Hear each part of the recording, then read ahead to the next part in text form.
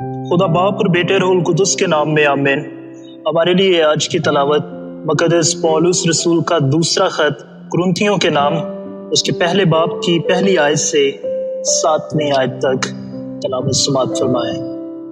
पौलुस की जानब से जो खुदा की मर्जी से मसीह यसु का रसूल है और भाई तीमुथियुस की जानब से खुदा की उस कलीसिया के नाम जो कुरिन्थुस में है और तमाम अकाइया के सब मुक़द्दसीन के नाम हमारे बाप खुदा और खुदावन यीशु मसीह की तरफ से तुम्हें फजल और सलामती हासिल होती रहे।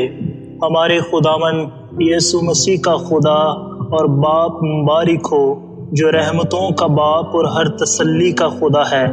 वही हमारी हर एक मुसीबत में हमें तसल्ली देता है, ताकि हम उसी तसल्ली के सबब से जो हमें खुदा से मिलती है उन्हें भी तसल्ली दे सकें जो किसी तरह की मुसीबत में है। क्योंकि जिस तरह मसीह के दुख हम में ज़्यादा होते हैं, उसी तरह हमारी तसल्ली भी मसीह के वसीले से ज़्यादा होती है।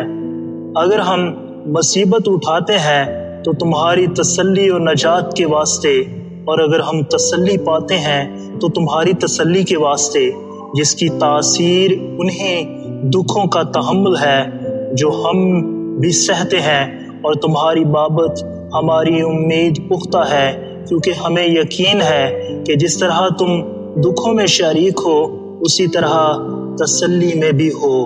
कलाम अक़दस के पढ़े और सुने जाने पर खुदा की बरकत हो।